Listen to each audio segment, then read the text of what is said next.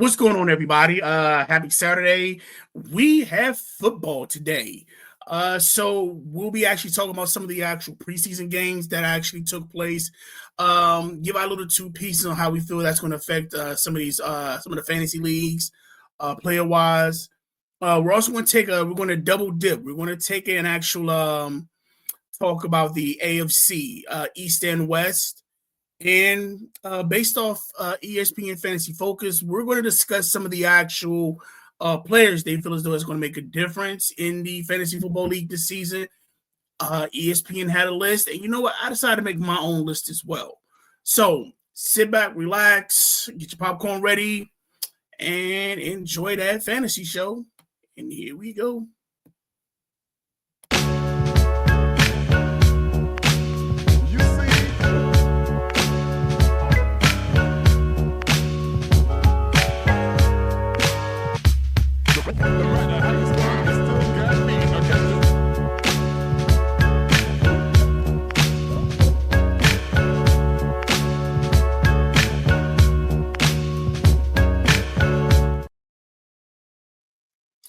Welcome to that fantasy show. I'm your host, Siozi, aka the Prime One, the Commish, and anything pertaining to fantasy football that makes you above anybody else. So we do thank you for actually attending the show. If you like us, don't forget to hit that like, subscribe button on YouTube. We're also on Facebook. Don't forget to look us up on Facebook and actually hit up that like button as well. The more likes we get, the more we can actually have other platforms. Right now we're on YouTube, Spotify, and iHeart. Hopefully we'll be able to actually get more views on Facebook and Instagram as well. Right now we don't have the OG in. He might be here later on, but we got to bring, how we got to bring in Bruce, So, ladies and gentlemen, I present to you Bruce Wayne. I think I'm cute. I know I'm sexy. I've got the looks that drives a girl wild. I've got the moves that really move them. I said chill up and down their spine. I'm just a sexy boy. I'm not your boy toy. I'm just a Ladies and gentlemen, yes, a.k.a. Bruce Wayne, a.k.a. the Loudmouth, a.k.a. the reigning, defending fantasy champ. There he is. I'm only going to have this belt out the next couple of weeks. As soon as the season starts, I'll put it away. Use a damn. We got new one. You still going to have it on even when you... Oh, no, I'll put it away for the season. Once we actually get started, I'll put it away. I got another one to win. So you trying to be like... So let me guess. You're trying to be like your wife. No, she trying. I mean, I wanted two of them for her already, so we don't need to get into that. So you want to be like your wife? You need to stop bringing that shit up because she's looking at me mean right now. That is so cute. You want to be like your wife? That's not bad. You want to be a winner like your wife? That's so cute. You are correct. I have always wanted to be a short little Asian woman. I'm surprised I see nothing get flowed at you yet. You need to stop running your damn mouth because you're gonna get me in trouble. Goddammit. Hey, look, I'm not saying nothing against I was you. racist before you. It's short Asian women are usually racist. No, you are. I've met you. See, that's what's getting you in trouble. No, she said it herself. That's what's getting you in trouble. Wanting to make the comeback. You just let her win. No. That's the problem. Even your boy Ralphie May. Rest in peace. Yeah, happy not right. I understand that. Everything else, yes. If there's competition, no, I'm not letting her win. He never does. Why do you think I win a Top Golf? We're not going to talk about that. Just because you cheat your way to a W's and fucking Top Golf, you hit the shortest goddamn shot you can just to get points. You don't go for that. I hit it where I can hit it, and I know it's going to get me some points. how the game is played, so don't play them. You aim for the back fucking fence. How often do you get? Almost every time. Gets back here, just goes around the fucking sides. Oh, this was beautiful. Mm-hmm. All right. So anyway, football is back, but we definitely need to get to some news and notes. Thank God. Baseball is so fucking boring. Except for Little League. Little League I'm down with, but regular MLB boring as shit. Well, ain't nobody tell you to watch the big ones. Just go to the Clipper games. That's all you need. The only Clipper games I go to are the Dapper Dog nights. And I am not focusing on the game. I am focusing on eating hot dogs. Dude, that's why I like doing the bowling league. So instead of being those little squinchy seats with everybody else, we're in the suite. We're looking over everybody. We get the nice view of the city, and we get free food. Can't beat that. You can't. But let's kind of get into the actual. Let's kind of get into our news and notes. Now I did hear, based off Adam Schefter, there might be some potential suspensions for Puka Nacua and Josh Jacobs. Damn. So Nacua is a possible to where he might miss the actual game against the 49ers in Australia. So I'm assuming I think that's the opening game. Right. Josh Jacobs, possible multi-game suspensions due to you know how the NFL is with domestic domestic violence. Yeah. Why is Puka getting suspended? It's just disorderly conduct, right? Well, I guess it's based off the things that happened last year at the end of the season, and it's actually just drawn up to here. And then I think another one was what's the wide receiver name for the Chiefs? I want to say it's Worthy. No, not Rashid? Worthy. Yeah, Rashid. I think he got in trouble for violating his parole, so I think he's going to be suspended a few games. So it's like, man, I'm like, yo, can y'all stay out of trouble at least before the draft season? That is pick you first, or you even before you start doing stupid shit, right? Before you start going batchy, can you at least let us draft you first? We didn't want to do it, and all of a sudden we already got to make adjustments with you already being suspended. No, right. Like the worst part is, like, even if they give some of the guys suspensions starting the season, like, they're still getting drafted. Yeah, you're going to draft them, but I'll probably say it helps to know how you draft them. Because remember when Zeke had the buyout, and I think he got suspended for something else. Mm-hmm. Now, I think that was why, and I still wonder why you did that. I understand you getting Zeke, but you knew he had the 4-game suspension, so why get him first instead of getting somebody else, knowing that he was he won't be playing for 4 games. So why not get somebody else now and get Zeke later in the draft? And that's how I'm feeling about these players, like with Puka and Josh Jacobs. Are these players that you would actually draft now, or are they? I guess that's how I'm looking at it. Is that one of those things? I would still draft them. Like, I'd still draft them high, even though they're sitting. They're not going to be there later. Like, especially depending on how deep your league is. Right. So I mean, like, if you get, like, I think most of ours are like 8 to 10. So, like, you could wait on people, but, like, if you're in a deep league where you got 16, 20 people, like 14, yeah, you get good number of people in there. Like, you can't let the good players sit hoping that they're going to come back to you, because they're probably not. So yeah, I do have to let you know that with that first down league, it has been extended to 14. We actually had one more spot, so we actually opened it up. So we There we go. So we made it to an even 14. So that's gonna be interesting. Again, with that league, like I said, because ESPN has now taken over pretty much in all things. I still gotta log into my ESPN. Yeah. So we definitely need people that. I've already done it. I'm already ready to go. The clock down's counting on me. Hush.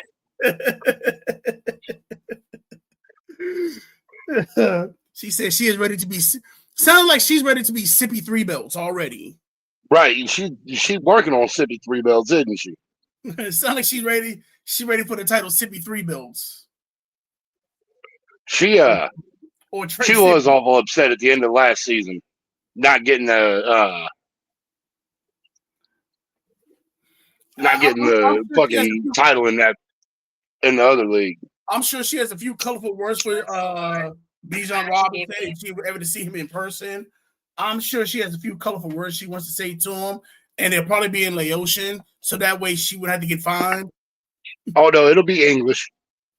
She'll let him know. But yeah, so with that one, like I said, that's gonna be very interesting when it comes to those. Next, Jaden Daniels is now doing the Will Smith. Keep your name out my mouth. I mean, keep my name out of your mouth. All because of a jersey. They didn't retire his jersey. They gave the jersey to the next player.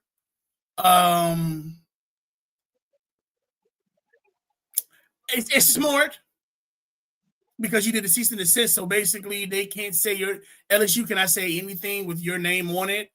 Now, I kind of like, Jay, why do all that?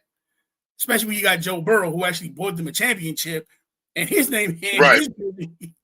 his jersey ain't even retired. So I'm kind of wondering. I'm like, yo, so yeah, that was kind of like, okay, yeah, I don't know about that one. It's teach your own. What was it? Christ.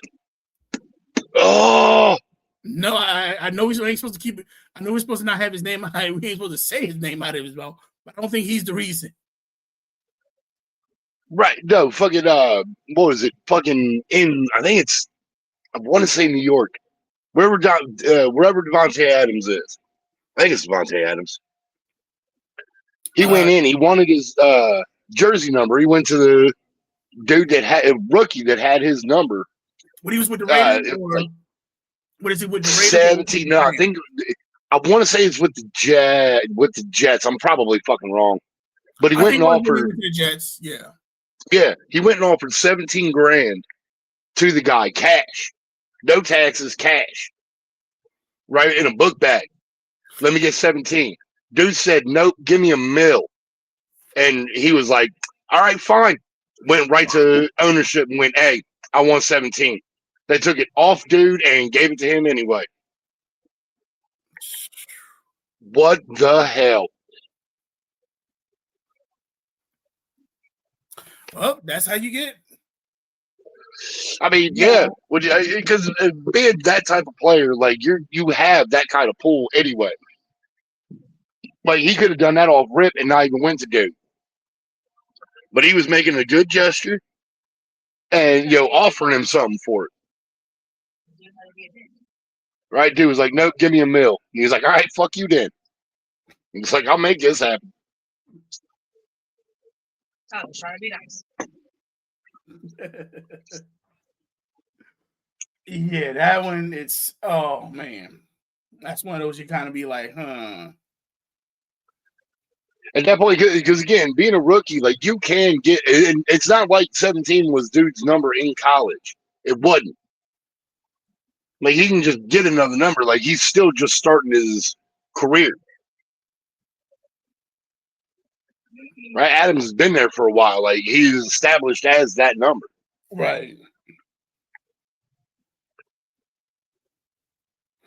So also, veteran defender Jamal Adams, I guess this actually took place today. He was taken to the locker room on cart with a right knee injury after his game with the Vikings. Contact or non-contact? It was contact. They said his last play was when he let's see.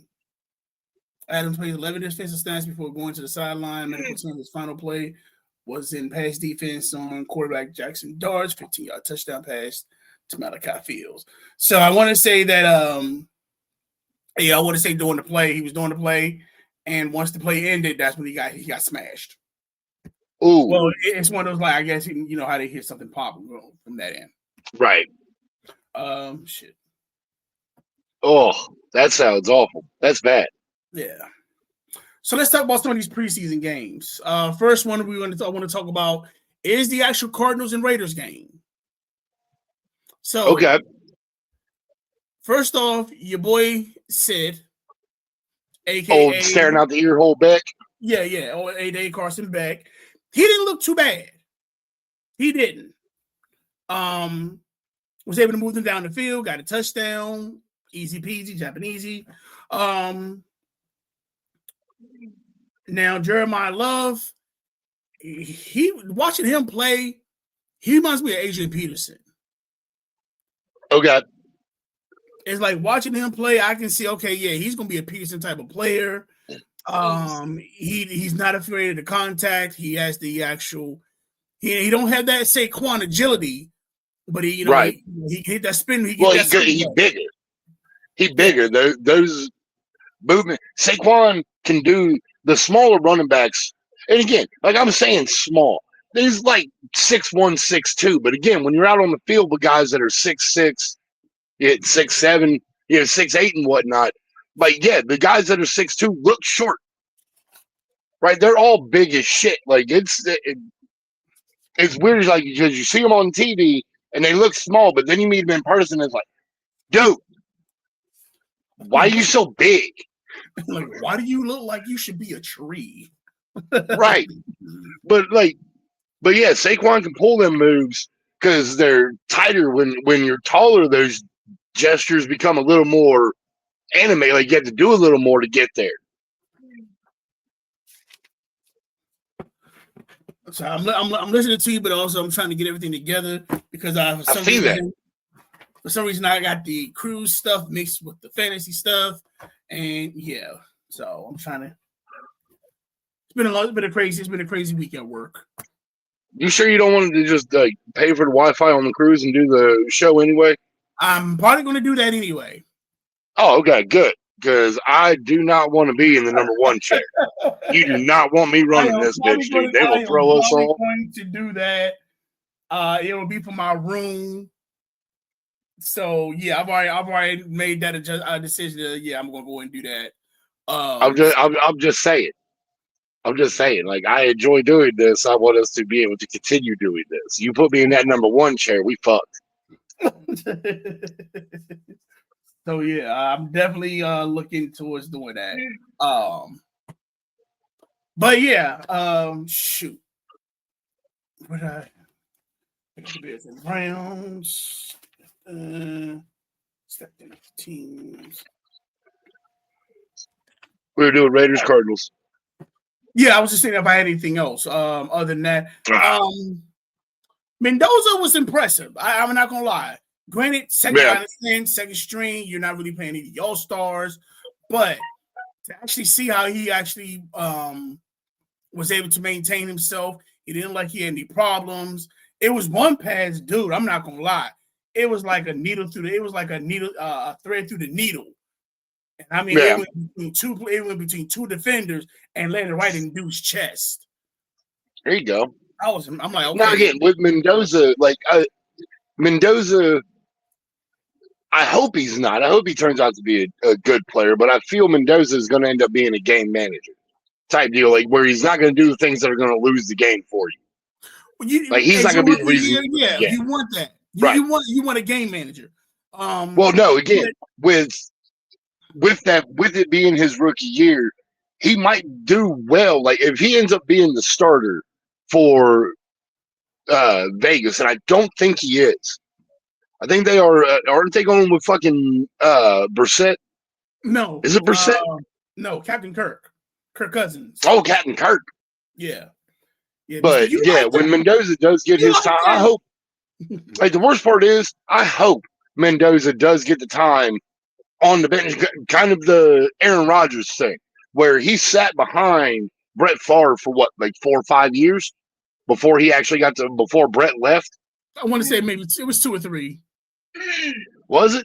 Yeah, I give it. But he sat behind him and then got to play, and that's like that for at least for quarterbacks, right? With wide receivers and running backs, you probably do need to get them out there as soon as they get into the league, because just wear and tear and just getting beat on is going to wear you down, even in practice. Like your miles aren't as long. Right. Because what is it? The average. The one thing I was I really didn't get a chance to watch or see was how Mike Washington did, and that's the actual running back that they picked up behind Genty. And when they did the combine, he was the number 2 ranked running back because they watched him. Right. They watched Jeremiah Love perform, and he was literally right behind Jeremiah Love in performance. So it was kind of like Love was number 1, he was number 2, close to be tying to be number 1. Damn, so we really get a chance to see that. You really can't see much of Brock Bowers. Like I said, the only thing I'll probably say that the Raiders are missing, and who knows, they might find something available during the offseason. You just need a playmaking wide receiver. I get it. You got Brock Bowers. Brock Bowers can still get those catches. But that's tight end. Like you do need that like down the field fucking threat. Yeah, you need that downfield playmaker. Right, like a tight end, like they can only go so fucking far. Now, before like they are descended upon. Now, I admit, Trey Tucker was a great. If you had Trey Tucker last year, because I picked him up in fantasy, Trey Tucker kind of helped him out a little. Kind of was the go-to guy. Basically, they didn't have anybody, but Trey Tucker was basically he was that daunting playmaker. Now, can he do that again? That might be interesting. Is he also somebody that you want to instantly grab? No, because again, we don't know how that's going to perform. But I would look at grabbing, penciling in Trey Tucker in case you need somebody on your bench. And then next, I want to get to the Browns and Bears game that took place. Ooh, do you think Mbuga is worth, or not Mbuga? Marvin Harrison Jr. is worth picking up? Maserati Marv? Yeah. I'm not gonna lie. When he played, he didn't do bad. No, he didn't. He didn't do bad. I mean, he got a touchdown catch. So I think they did say though in practices, like he has been like stone hands in practice. But it's funny that they say that because I hate quiet as kept. They said the same thing about Jamar Chase. Right. When he started, and that was doing preseason.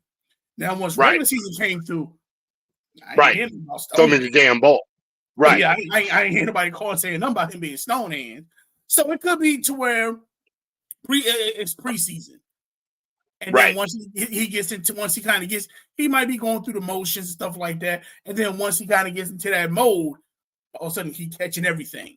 That might be, like I said, that might be Maserati Marv acting up, but that is somebody we definitely want to talk about later on. First, let's talk about the actual Browns and Bears. Okay. Caleb Williams sucks. All right, move on. No. I'm about to say for fantasy reasons, I would not grabbing Watson, and if Watson's the starter, I would not knock picking him up in Casey Conception as a 1-2 punch. Watching it how they played yesterday, I watched how they played today. Conception is going to be a weapon, especially because they actually had him doing the punt returns, and he damn near ran it back. Then on top of that, he made some nice. Now, here's my question. If you have a wide receiver or a running back, and they're on punt return, kick return, they get one and run it back. I've never had this happen, but do you get points for as a receiver for doing something on special teams? No, not only, but it does work. But it does give you if you have that team's defense and special teams. So that defense is the special teams and anything else. So if they block a kick and run it back, if they run back a field goal, a touchdown, a punt, Right. punt, yeah, your defense and special teams get that. But the players themselves won't get anything for getting that touchdown. No, because they're special. That's all special teams. Right. I mean, I understand that, but I didn't understand. I didn't understand the way that works. Like, if you had, I understand the way it works for the defense special teams. That's what it is. Mm-hmm. But like, if you do get like, you got a defensive player. I mean, I guess, well, then that would work. Yeah, never mind. I take it all back. No, I get it, because I'm not gonna lie. My first year, I had Darren Sproles, and Right. And this was in DJ's league. So when he actually did when it's like the first game, Darren Sproles ran one back and I got points for it, and then he got rid of the points. I'm like, what the hell? He was like, yeah, no, it's only for defense. So in order for you to get those points, you need the defense and special teams. Now you have some leagues that actually do have it to where if the individuals on special teams and they do certain things, they'll get points for it. Right. Then that's too much. Okay, I can understand. Again, Sip had the league that she was in where the kicker got a point for every yard they fucking kicked.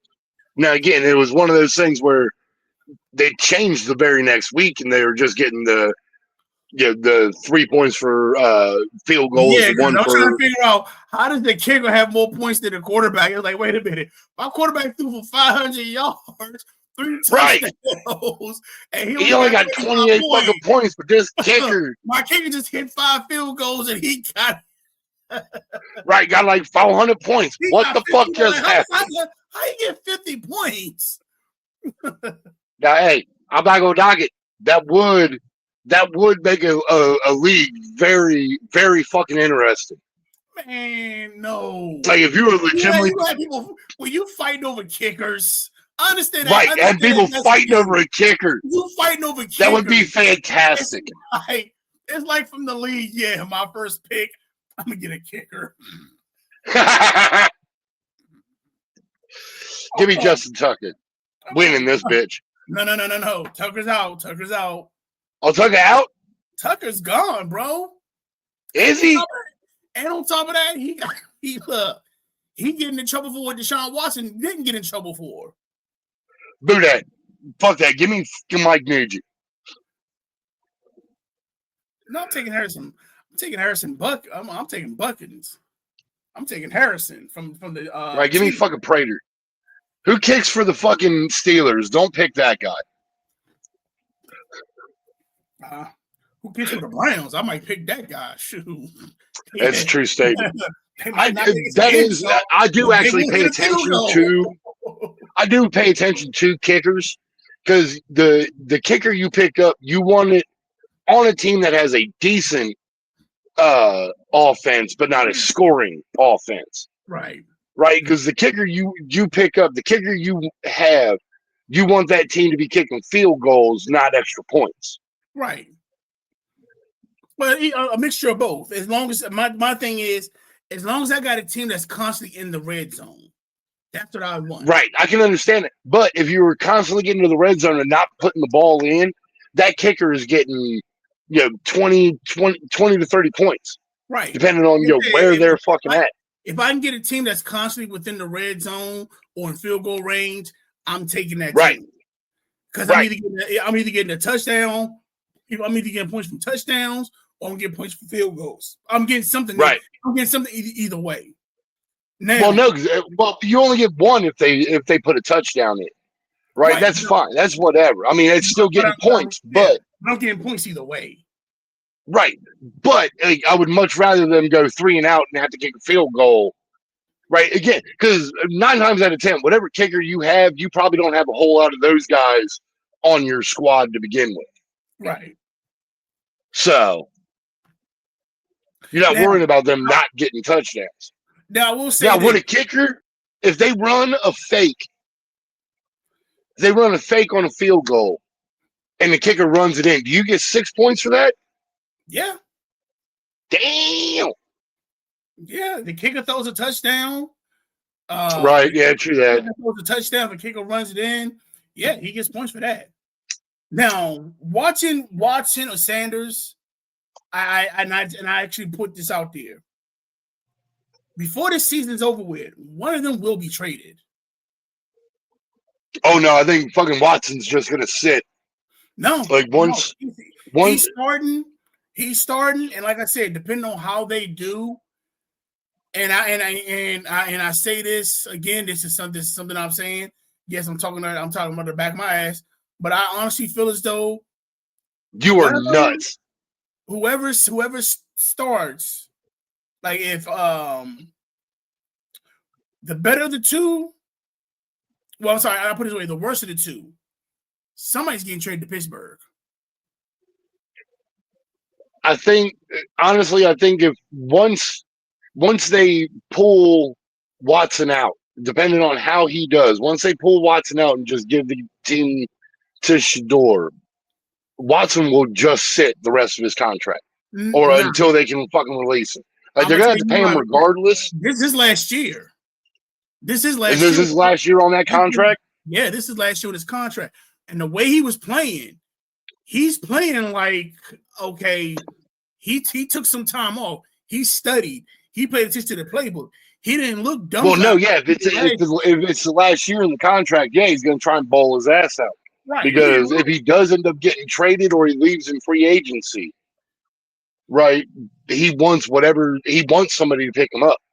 Right. Like I said, he didn't have that goofy yuck look on his face when he was in that offense. He was running that offense. Now, here's my other question. Is a team going to take a flyer on Deshaun? Because like if he does well, the Browns will fuck up and re-sign him to another fully a $400 million contract. Motherfucker, they are screwing up the entire goddamn financial status of the fucking NFL. Well, here's the thing. We don't know what they would do.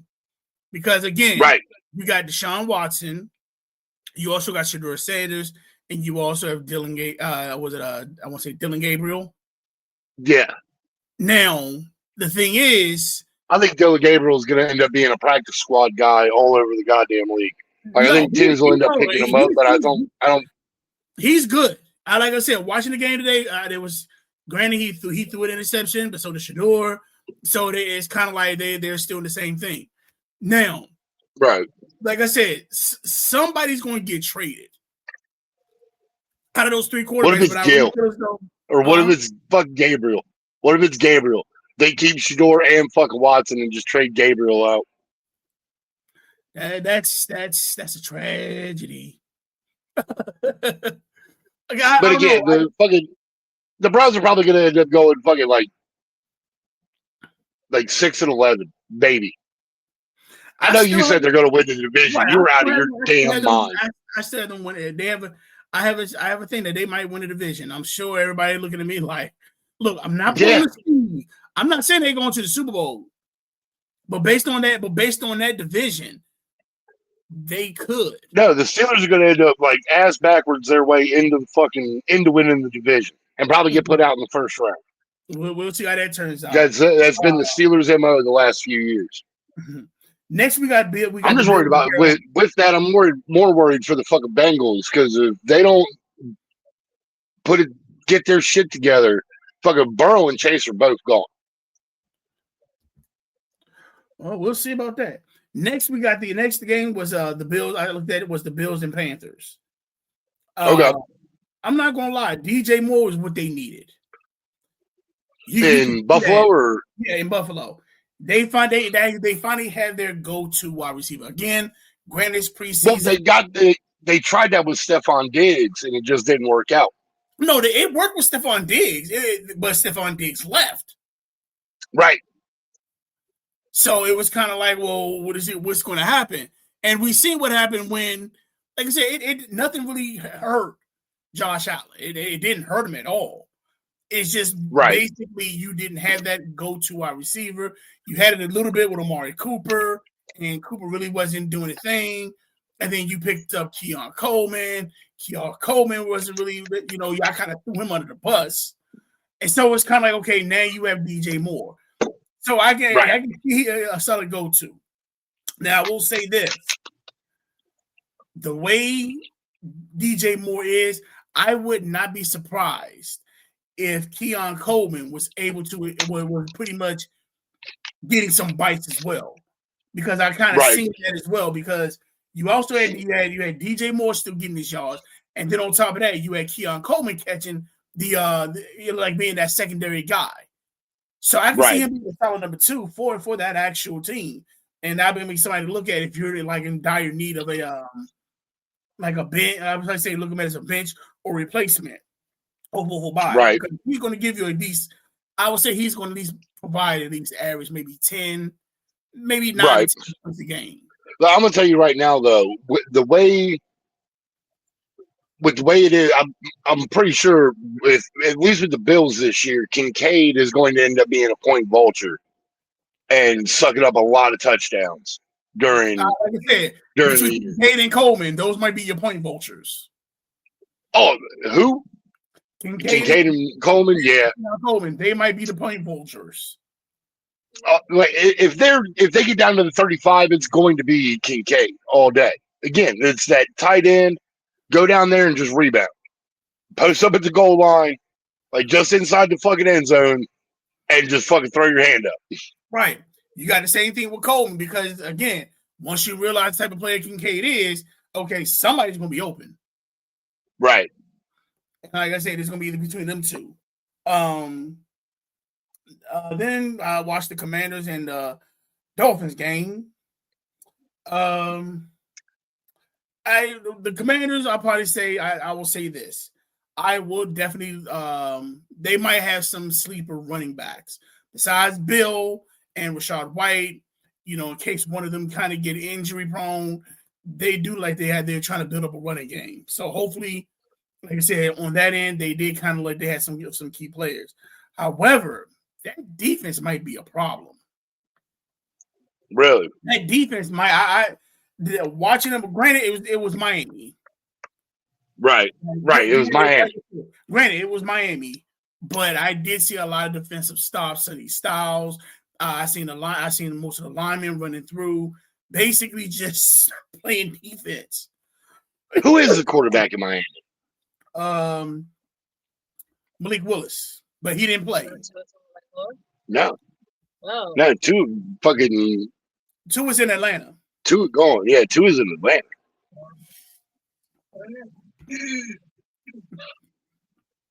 So it sounds like she's checking. I wanted to say Cam Ward, and I'm like, no, that's wrong. He played in Florida, but he's not in Florida, right? So right now, it sounds like your wife making check marks on who she's starting. Like, okay, hold on, two in my. Not yet. She got a couple of fucking magazines. So I got a few more for her. Like, hey, you know what I'm really disappointed about? And I think a lot of fucking stores have done this. Like, you used to be able to go to a store, and there was a section that you could go to. Like, you went to Kroger or Walmart, whatever. There was a section that was just magazines, right? Cosmo, all the jump balls, the gun magazines, all this shit. A lot of them have gotten rid of the magazine section, and it's just up at the front, right at the fucking counters, like on the end caps and shit. I'm thinking you got, and I hate that you said it because I'm thinking about. I'm like, before you said it, right. You got me thinking about my damn Kroger's. I'm like, okay, where's this? Yeah, go through. I guarantee you do not find a magazine section in there at all anymore. No, but bump that Barnes and Noble, bro. Just saying. It's guaranteed at Barnes and Noble. I'm not going from grocery store to grocery store. Well, no, yeah, if you go to Barnes and Noble, they're a bookstore. Exactly. Look, from where I'm sitting right now, it'll take me over an hour and a half. From where I'm sitting right now, it'll take me over an hour and a half to find a Barnes and Noble. Go to Easton. Say what? Go to Easton. I know. Again, an hour and a half away from me. Sawmill, yeah. No, because one of Sawmill doesn't exist anymore. It's gone. Is it really? The one next to the dealership? Yeah, it's gone. Yeah. That's Stips sound disappointed in that too. The last game I was watching, and this before the game and before it's going on, was the Chiefs and Rams. Okay. I'll tell you what, the Chiefs are heavily invested in a run game. That might be there. And then I didn't know DeMarco Murray was the running back coach. Just like I didn't know Bruce Stanley's the offensive coordinator coach for the Daggone Browns. Really? Damn. Yeah, Deuce. I didn't know that shit. But yeah, DeMarco Murray, he's like some type of coach with the actual running back. And I'm not gonna lie, Brashard Smith is somebody to look at. Yeah. That might be the 1-2 punch for you got Kenneth Walker, and then you might have Brashard Smith as that 1-2 punch. Looking at Ty Simpson play, I can see why they drafted him and why they made the opportunity. Because again, you don't know how long you got Stafford, and you know the way that y'all playing. You're not going to get Archie Manning. Your record, right? Yeah, you're not. Your record is not going to put you in that sweepstakes. And if you do try to put in that sweepstakes, whoever's number one is going to basically ask for the house, the car note, and the mortgage payment. Oh no, they want the house. You can keep the mortgage payment. They just want it, but you're gonna have to give up the house, the wife, the kids, the car, and everything. Walk away with nothing. Pretty much. I can't take my Spank Bang movies. No, those stay too. Yeah, pretty much. So you walk away with nothing, but that pick. So, and you get Archie Manning. They were smart to pick up Ty Simpson. I will say that they were smart because right now I still have Matthew Stafford. I can teach this kid. Right, and Stafford does seem like an individual that will, like, not exactly like handhold, but will help bring the kid along. But other than that, yeah, I can. That's what I based. Those are the, like I said, from the preseason games that I looked at. I'm trying to think of anything else, but yeah. So yeah, that does discuss about that. Now, as I did state, like, ladies and gentlemen, we each week we do try to give you a preview of the actual conference. So what we are doing, because we know the draft days are coming up. What I'm going to do is I'm going to kind of speed up a little bit. So what I am going to discuss is the actual, we're going to do the AFC East and West and just look at some questions for that. So our draft's next weekend or the week after? Our draft is the last week of August. So the week after No. Our draft starts the last week of August. I want to say our draft is that Memorial Day weekend. We always do the draft Memorial Day weekend. Right. Because that's the week of when football will start that following week. So we'll give you more information on that. So let's definitely take a look at the AFC East. Like I said, the AFC East teams. I would probably say this is a deeper squad. I'll probably say fantasy player wise, they do have some deeper, some key players. You got Buffalo, Miami, the Patriots, and the Jets. We all know Josh Allen's probably going to be the top pick. You got James Cook, DJ Moore, Dalton Kincaid. A lot of people are talking about Devon Etienne. Like I'm not. The worst part is, like, I like Etienne, but it's like he is a product of his situation. Being in Miami, they don't have the greatest air attack, so like they pride themselves on him running his ass off. No, but that's the thing. That's what made him good was because of the air attack. Because you had being able to spread the field out, right? But yeah, they have nothing in fucking Miami. So to me, I guess that's why I'm kind of like, what makes everybody want to be on this Devon Etienne bandwagon? Because now he's going to struggle more because all your star players are gone. You don't have like you don't have any receivers that's a threat to spread it because Waddle's in Denver. Hill is on injury reserve. He barely has power in his knee. Oh, again, like that tells you how bad the situation was in Miami. When he blew his knee out, he was smiling coming off on the cart. Because he still had all his money was guaranteed. That's why he was Mm-hmm. happy. He was happy because hey, this is guaranteed. Now, Right. I will say this: out of this division, I will look at the Patriots and the Jets. I'll probably say they have the most. I'll probably say they actually have one of the most deeper teams because Right. with the Patriots, you still have Drake May. You still have I don't know if I put them on. Yeah, I did. You got AJ Brown, and you also Right. have Travion Henderson and Ramondre Stevenson. But I will look more. I will look more at Travion Henderson than Ramondre Stevenson. Quite as kept the Jets actually has some heavy hitters, some potential heavy hitters. Even with having Geno Smith as your quarterback, I think this will probably help Geno because again, you have better weapons. You have Omar Cooper, the rookie from Indiana. You have Kenyon Sadiq, the tight end from Oregon, and then you still have Breece Hall, and you still have Garrett Wilson. Right. So I'll probably say I'm not gonna say Geno gonna have a resurgence, but because again, Geno is kind of like a Jameis Winston, where like he gonna do some good things, but like if it goes bad, it goes bad. Yeah, we're gonna see a few Genos and Geno. Yeah. No. Yeah, I definitely think we're going to have a few of those.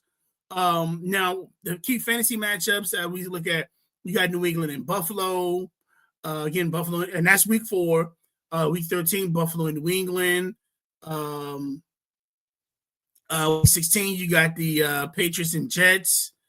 Then you have Buffalo and New England again, week 17 for the championship series. So these type of games, I'll probably say the ones that I'm looking at. Hold on. Okay, make sure that's my bad. Yeah, so I'll probably say with these matchups, these are the key fantasy matches. Like I said, you got Buffalo and New England.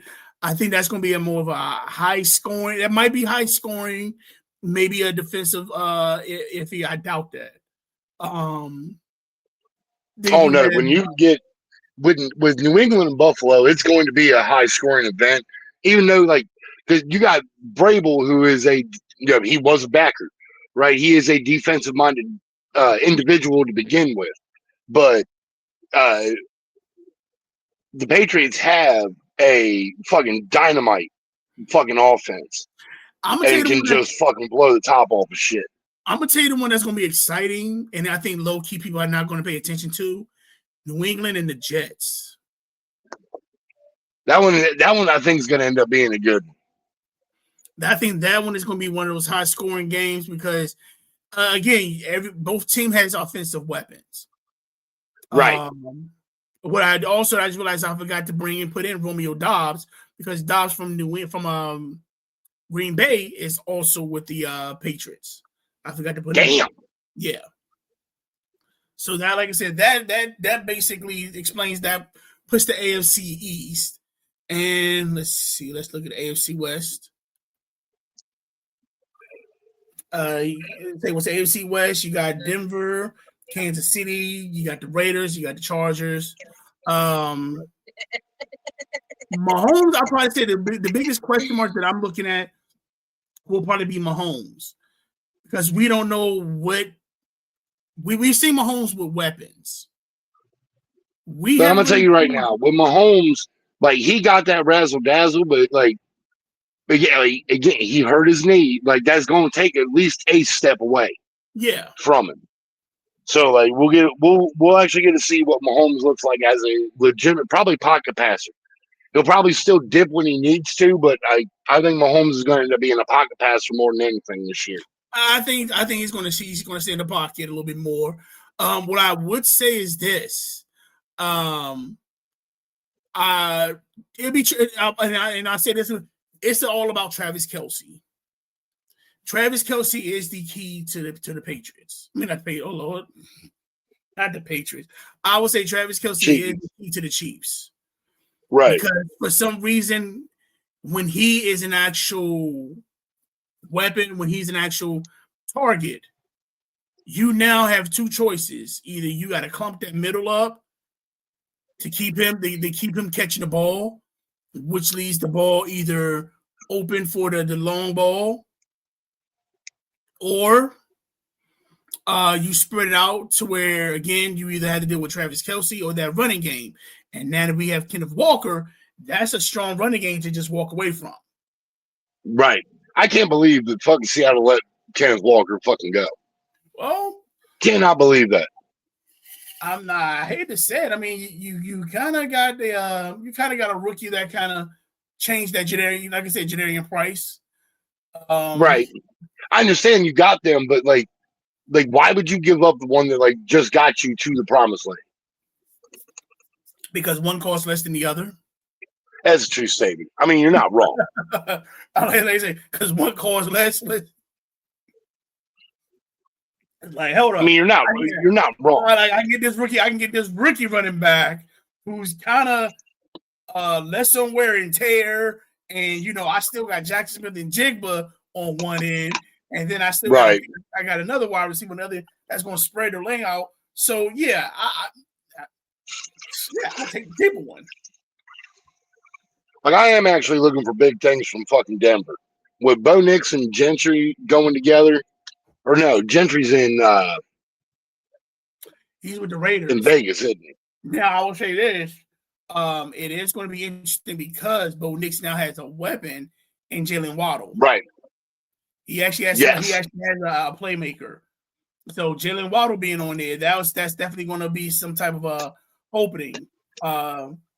Another one would be the Chargers, because you now have you have two tight ends in Aranda Gaddison and David Njoku. Let's say they decide to do the two tight ends, and then on top of that, you still have Omari Hampton, and you also still have Ladd McConkey. McConkey's going to be in the slot position, so now that's going to pretty much open up more catches for him. Right. So that's definitely going to be interesting. Let's look at some of the fantasy matchups. We got Week 5, Bronco and the Chargers. Okay. Week 8 is the Chiefs and Broncos. Week 17, you got the Chiefs and Chargers. And Week 18 is the Chargers and Broncos. Those are the key matchups, so like I said, that we have for those teams, for that division. With any of these teams, I can definitely see it being high scoring. I don't really see defense being up. When it comes to these teams, I really don't see defense being any type of issue. It's whoever has the ball last. Right. Maybe them. Maybe with that division. I had to look at them like, wait a minute, ain't no Raiders on here. No, because the Raiders are the bottom feeder in this division. Just plain and simple. Like, what's in there? Like, the Raiders are the bottom feeder. But like, you again with the Raiders, it is a like, let's see if they can do it type of thing. Yeah, because they're not starting from scratch, but they are starting over again. They're not rebuilding, but it's kind of like, hey, we already have some key pieces, so let's just say this is a remodel. We're not really tearing everything down. We're just we're gonna fix instead of just tearing down the actual deck.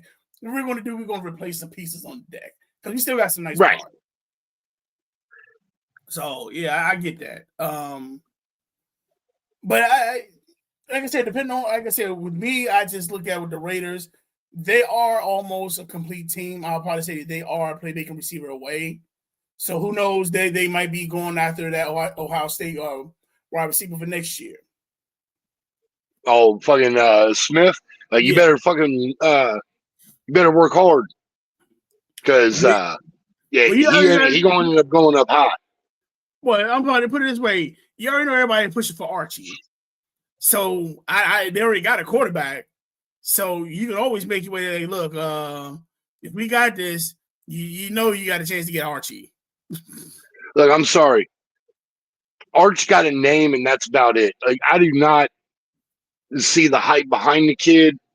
Like, he got the Manning name. Yes, I'm down. Oh shit, I would love to see it happen, but I'm not holding my breath. I get it. But yeah, that's our breakdown on the AFC. That's on the AFC East and West. Like I said, next week we're probably going to jump into the. It'll probably start jumping into the NFC. We're probably going to try to do 2 divisions on that, within 2 divisions on the following week, because we know draft season is coming up and we want to make sure everybody knows, gets a good profile in every division. Lastly, is this. I actually watched NFL Fantasy Focus yesterday. This week, and they actually brought up the 10 fantasy players who they believe will define the actual NFL season. Let me see if I got the right one. So that's the right one. Yeah, here's the list. These are the top 10. So from right now, the top is the 10, the bottom is 1. They had Tyler Show for the Saints, Jadarian Price from the Seahawks, Caleb Williams, Matthew Stafford, Jaden Daniels, Justin Jefferson, Jeremiah Love, Malik Neighbors, Devon Achane, and at number 1, they had Christian McCaffrey. Christian McCaffrey is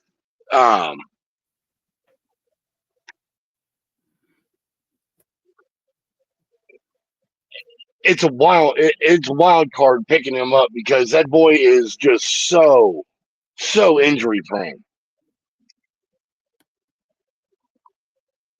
But the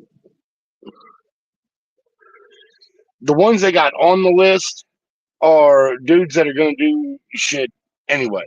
Like, you got Matthew Stafford, Caleb Williams. Fuck that guy, he sucks. Jaden Daniels, I hope he does well. He needs to. Justin Jefferson, yeah. Well, I don't know. You got Murray and fucking McCarthy throwing on the ball. Justin Jefferson's probably screwed. Jeremiah Love, right, with the Cardinals, though, man. But he could become a workhorse this year. He might not make it through his first contract, but right, Malik Neighbors, hopefully, if he can stay healthy. And then we already talked about Achane with the Dolphins. Like, he's going to be relied upon a lot this year, but we'll see how it goes. Now, I'm not going to lie. When I first seen Tyler Show, I kind of was like, Tyler Show? And I had to look at it. I'm like, okay. And I had to actually really look into that one. So I'm like, yeah. With Tyler Show, I'll probably say he did have an eye-opening second half season. The second half of the season, he was averaging 17.6 fantasy points. He ended up the season as a QB 12. Now, I'll probably say with the weapons he actually has, it can make a difference. You picked up ETN. You still have Alvin Kamara. You still have Olave. You picked up Jordan Tyson. And you also have Juwan Jennings. Juwan Johnson. He's been a pretty solid tight end for the Saints. You still have Olave. It depends on how Olave tries to react on it. Jordan Tyson, he is a fresh face. I can see him probably, making a difference. Now, again, I'll probably say the only thing that kind of concerns me with this is the injuries. A lot of these players, sometimes somewhere down the line, injuries are going to actually kick in, especially between Kamara and Olave. We see it. It seems like every year they get the bite of the injury bug. Right. And then we also have to see what Kellen Moore, what kind of playbook is he going to open up for him this year. We've seen how he was with the Eagles. He actually was there when Saquon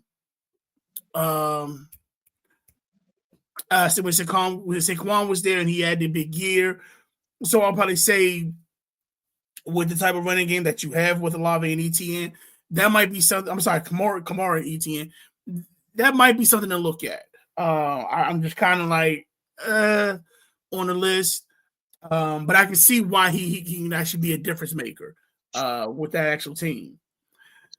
Again, we've already spoke about Jadarian Price. With Price, watching him on Hard Knocks, great hands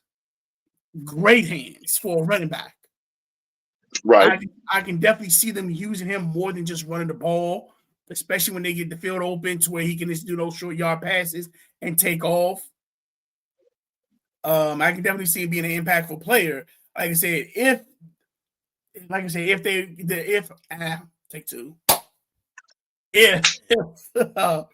Seattle can make the defense spread the field. Like I said, we understand we got Jack Smith and Jigba and all that. But like I said, if you can spread that field out to where you're basically giving Jadarian Price the ball, he's going to have a field day. I can definitely see him being having this impact player. Caleb Williams sucks. Cover boy. But no, I'll probably say this. And this is what I meant to bring up because they actually said it that the coach is saying that they're wanting to run the scoreboard. He's pretty much saying they're going to be a high scoring team. Now I'm not gonna lie, seeing how they played against the Bengals today, I can see why he believes that. I mean that defense was everywhere. So if they're able to turn the ball over, keep the ball in short yard distance, yeah, I can definitely see what he means to where, oh yeah, we can run on the scoreboard. We can easily put 30 points up. But if they're doing that, like I said, I'll probably say, how is that going to be when you lost DJ Moore? Because we see DJ Moore be a big factor. Granted, you now have, you still got Roma Dunze, you still got Luther Burden, you also still got Colston Loveland, who as a tight end was pretty much, he was a moneymaker.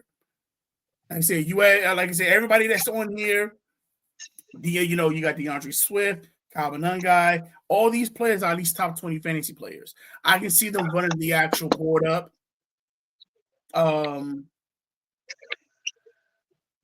But yeah, like I said, looking at it, USA Today has him as a QB 10, ESPN has a QB 13, Matthew Berry has him as a QB 7.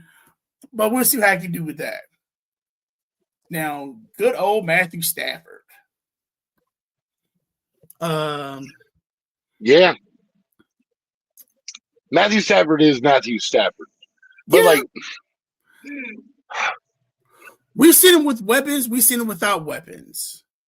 Right, and he does pretty much the same. Yeah. Right, I want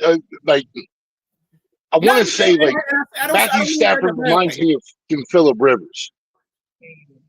With or without the kids? Well, without. I mean, they both got I know Rivers has got 14. Stafford's got 4.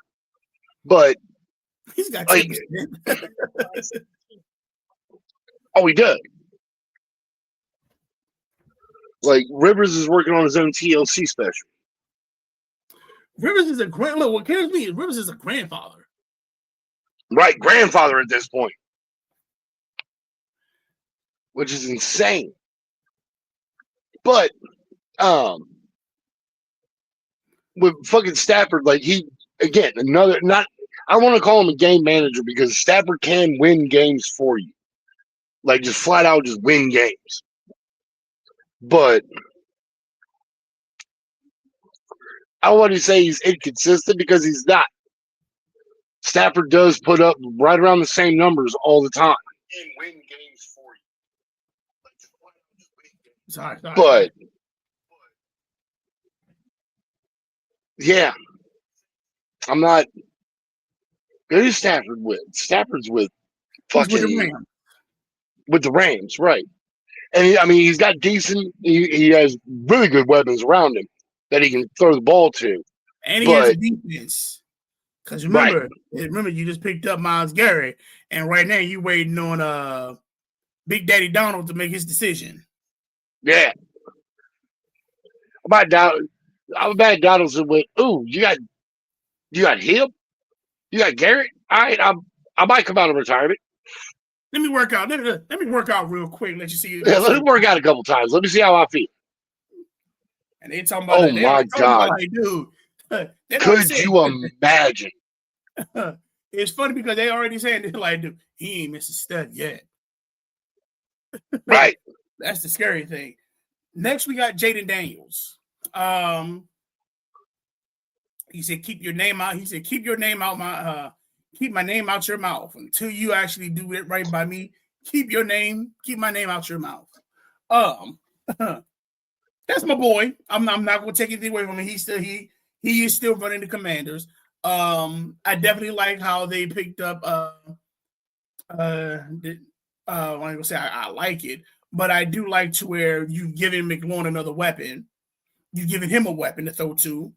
And from what I seen, from what they was talking about that Miami practice, dude, they said they had them boys on skates.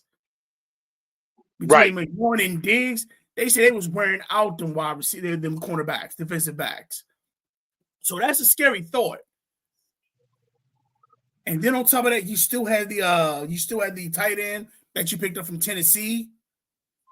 And you also have Rashad White, to where once this field is open, you can actually pick your poison. So I would say that, yeah, I would definitely feel as though if he has a great year, if no injury bugs hit him, he might have one of those that first year he had before, maybe even better. Right. But again, it's that injury bug. Like, you gotta hope. And I mean, it's every player going in, but there are specific ones where it's just like, don't get hurt. Yeah. It's like, we don't want that. Now, I'm not saying with Justin Jefferson, he can really be a difference maker if he's the go-to guy. Now, we've seen how Kyler Murray can be when you have a dependable wide receiver. We've seen how he was with Hopkins. We've seen how he was with Hollywood Brown. We've seen him actually be good with receivers. Now, It did shock me because, okay, now you have Marvin Harrison Jr., Maserati Marv, and you struggled. I don't know if it was more to where you just didn't feel the team or something like that. You have a Call of Duty came out.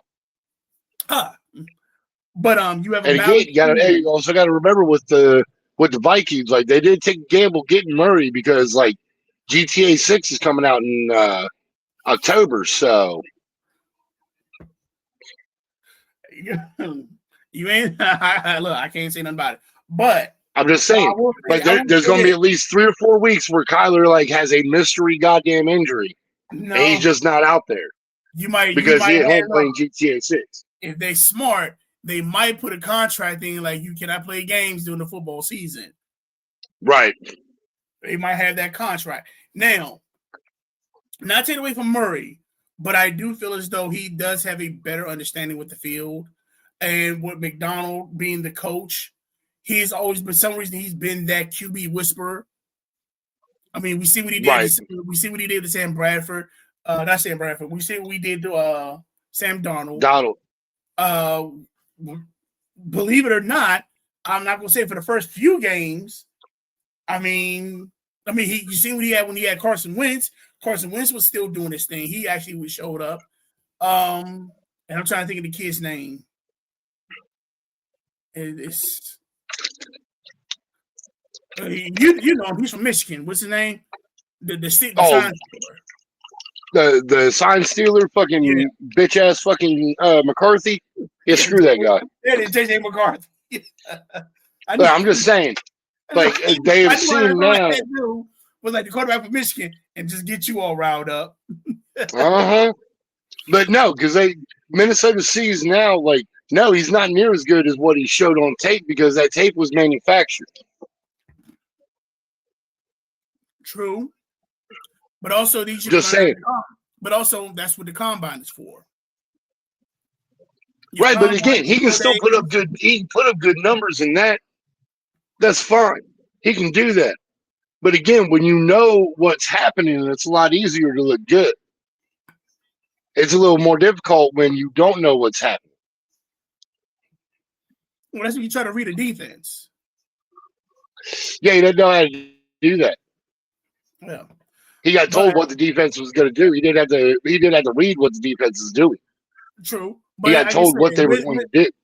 But now we're going to give Justin Jefferson a quarterback to where we've seen how he is with good receivers. And now you're giving him one of the best receivers in the league. Right. So I definitely see it. If he has you now have Kyler Murray, was one of the best ones, one of the top 5 receivers. Oh, this kid can make a huge difference. Could. But again, as long as he keeps his hands away from the fucking controller and not playing fucking video games, he might be doing good. Next, we got Jeremiah Love. Now, again, with Jeremiah Love, I will say this. Him being at number 4, I'm not going to say it's a stretch or anything like that, but I can see kind of this is a complete offensive team. The quarterback's in question, but you have the weapons around it. So if you have a quarterback that can actually spread the field open to where you're getting Marvin Harrison touches, you're getting Williams some touches, you're getting Trey McBride some touches. So with those guys out there, again, that's what happens when you spread the field. It's a better chance to run. Now, watching this kid play, watching some of the plays he did last night. When he played against the Raiders, I can see why he can be a difference maker. He does remind you a little bit of Adrian Peterson when he runs the ball. He has that. It's like he got that rough and tumble power. He has a little bit of that agility, and he can catch the ball.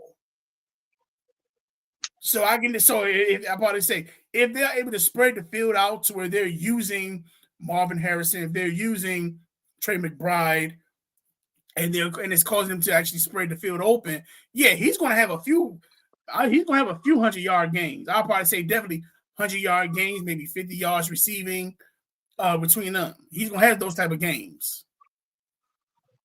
Number 2, they got Devon Achane. Again, we've made this discussion. I think Devon Achane he's a good running back.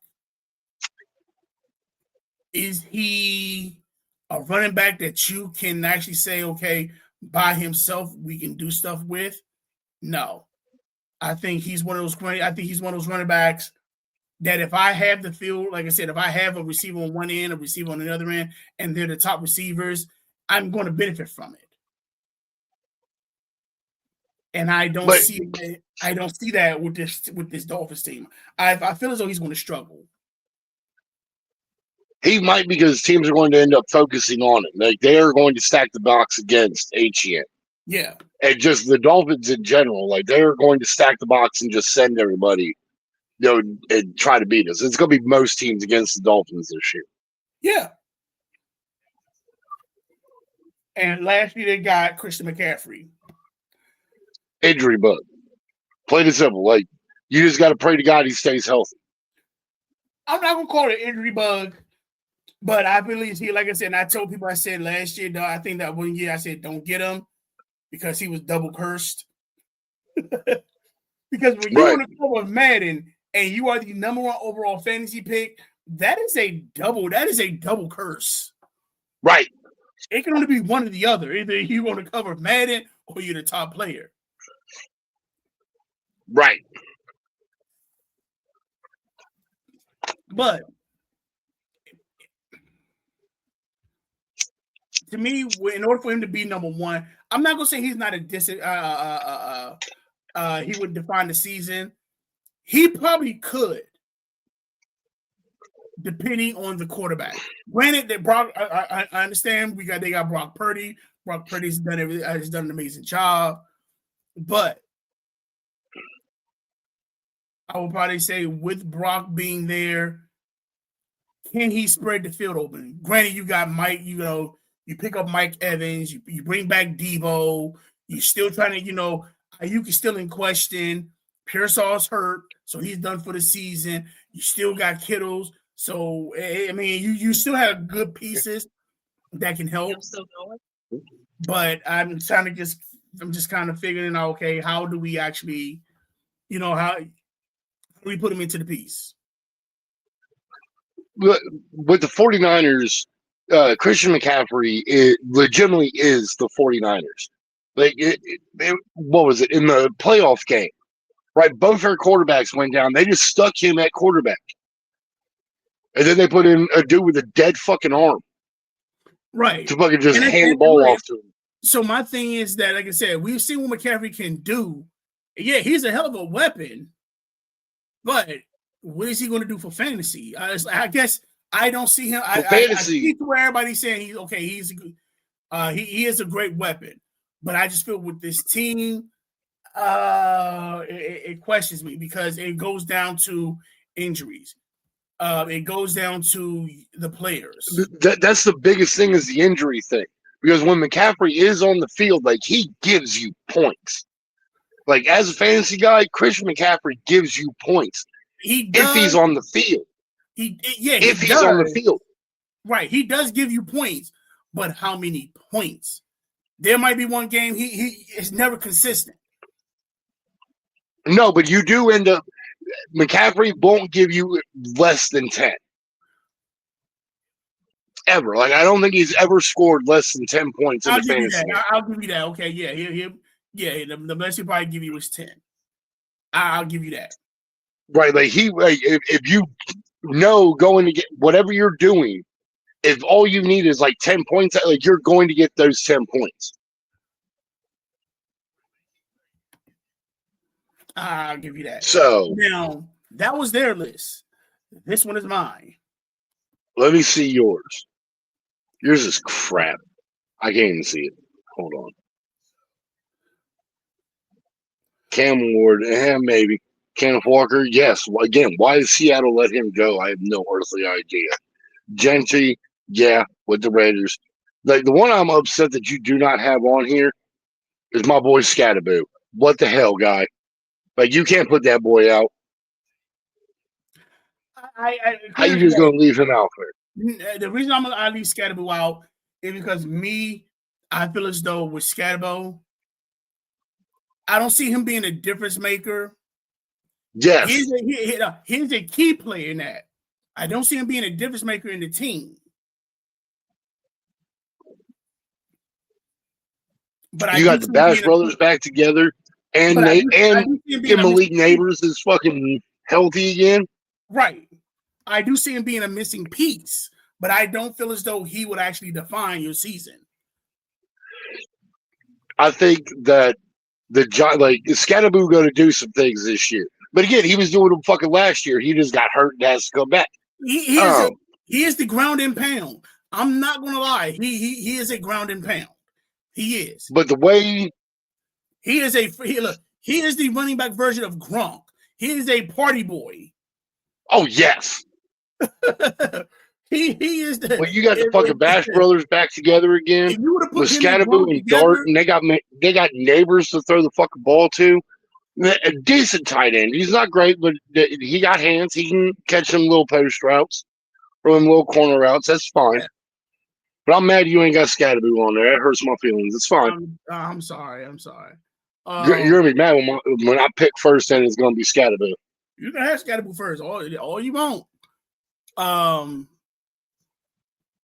Yeah, like I said on this list, I do believe Cam Ward will be he can define the season. One, he actually does have. He has more than one target to throw to now. You have we have Calvin Ridley, and you also have Tate.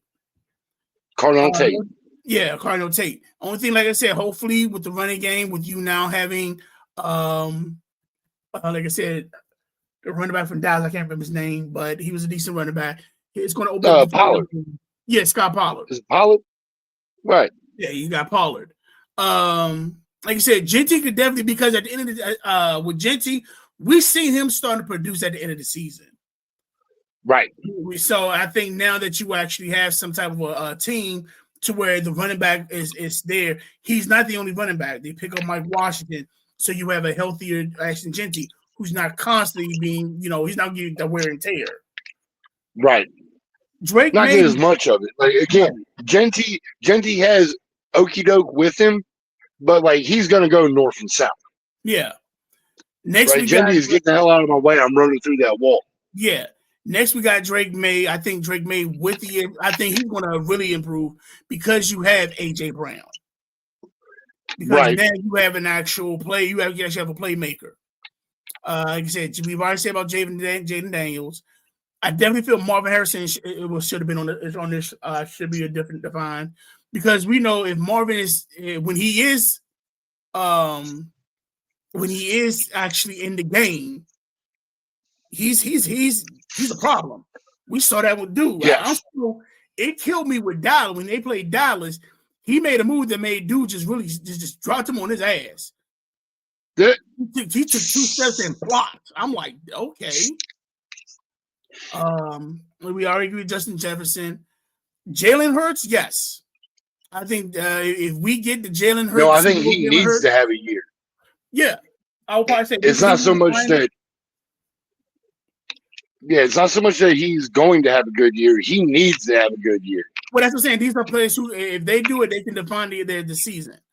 If Jalen Hurts has a great year, if Jalen Hurts has a great year, I'm telling you, if you have him as a quarterback and he has a great year, we've seen how he can improve your actual team. Yes. Again, with Caleb Williams, I put him as number 2 because again, the cover boy. That boy can eat shit. Like I said, everybody in your division, everybody in your draft class has either been to the Super Bowl or a championship game.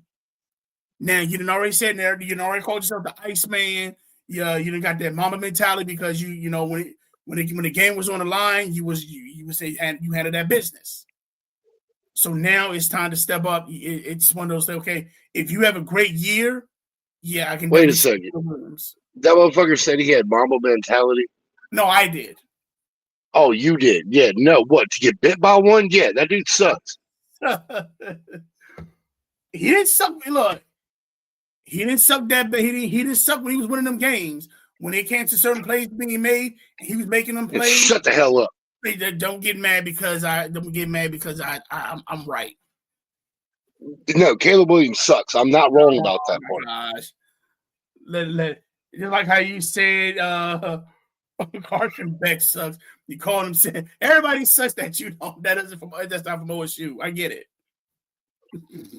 Well, no, just I don't like Caleb Williams got a fucking Heisman for doing nothing at fucking USC. Like he was crap. Fuck that guy. And then he went to the NFL and he's still fucking crap. But they're going to figure out fucking JJ McCarthy and get him the fuck out of there. And then Caleb Williams will follow fucking suit.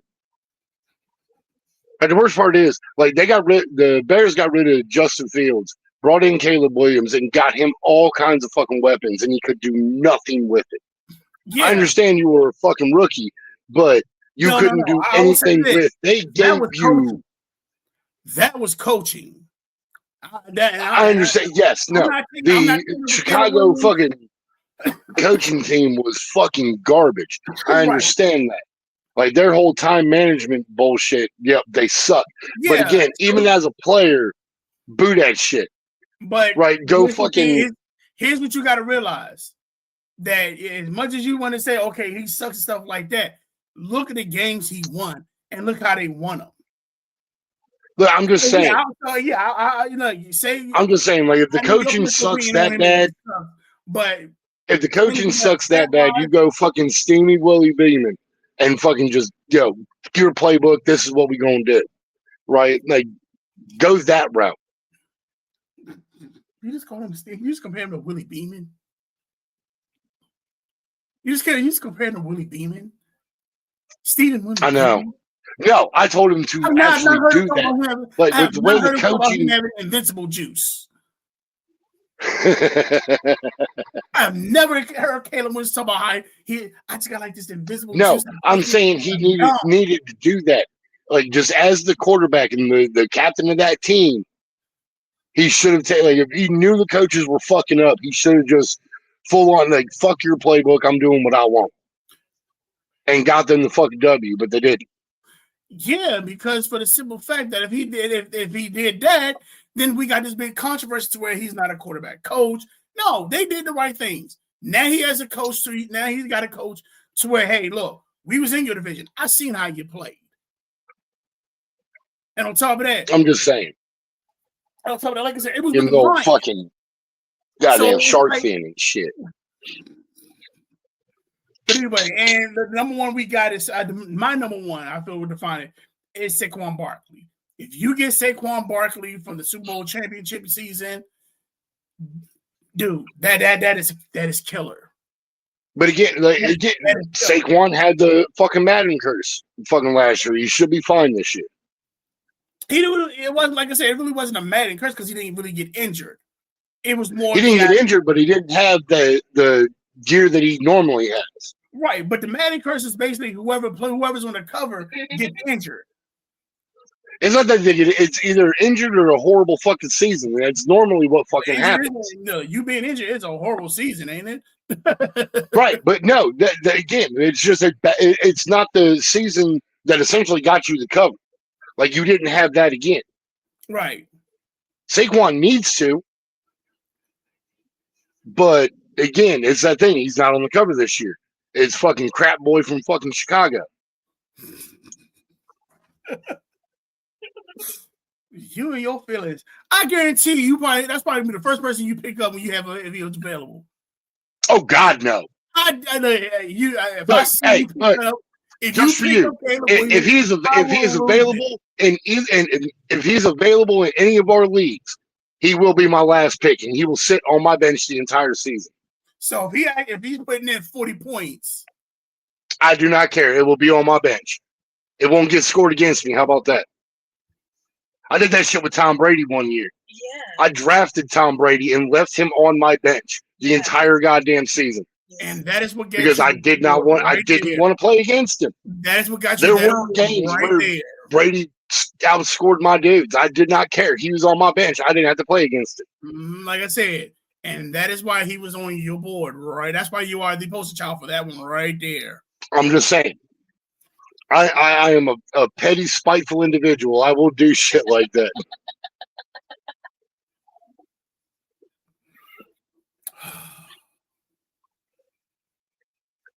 And we got the drafts coming up in a couple of weeks. I'm getting my shit straight. So speaking of draft, we are going to be at I am trying to do it at B-Dubs. Okay. It'll probably be one that's near me, unfortunately, because I don't know if the one that we usually go to is going to be open. I don't even think that one's still open because they've been moving them left and right. Right. But then I think we got everything covered. Again, like I said, next week we are going to be talking about we will be talking about definitely we're going to start talking about the NFC, the AFC. So we'll probably talk about the AFC. I'm sorry, the NFC North and South. We'll probably bring both of those up. And then we're also going to talk about that. I know what that is. I talked about it once. We talked about it once. Yeah, we talked about what I'm going to do is bring up the top 10 stacked teams, the teams that you would if you are into stacking teams. These are the teams that you would look at grabbing from the top. And okay, I'm with you. Oh God, like you could do that, but there's at least 2 weeks during the season that your team is going to be shit. Like, you're probably taking an L. And that's why we're going to talk about that next week and not now. Oh, okay. I'm just saying. Again, it's because again, I did it. I've done it a couple of times, and we do know. We know your first words was throw it to Thomas. Throw it to Thomas. I don't care. Throw it to one of them. When your kids, look, they see football, and the first words come out their mouth was throw it to Thomas. They don't even know what that means. They just heard Daddy saying it all the daggone time. Look, whatever. By the time we started playing fucking fantasy football, like, the youngest one was in high school. I don't want to fucking hear it. Exactly. No, I do know. What was it? I know when I think it was the Fickle year of Ohio State, when he was the head coach for the 1 year in between Tressel and Urban. When we lost, I think we lost to fucking Michigan that year, and I had my head down, distraught. Amelia was itty bitty then. She walked up. It's okay, Dad. It's just a game. Shut the hell up. Get away from me. No, what is I think she was like, no, what she can't 5'6", something like that. You. Oh, Well, ladies and gentlemen, this is our show for today. Again, like I said, if you do like it, don't forget to hit that like and subscribe button. Again, if you didn't get the show live, definitely check us out on Spotify, iHeart, and Apple. Download the actual content. They do have commercials, but hey, we gotta live. We gotta live. I'm tired of eating ramen. I'm tired of eating ramen and stealing food from Wendy's.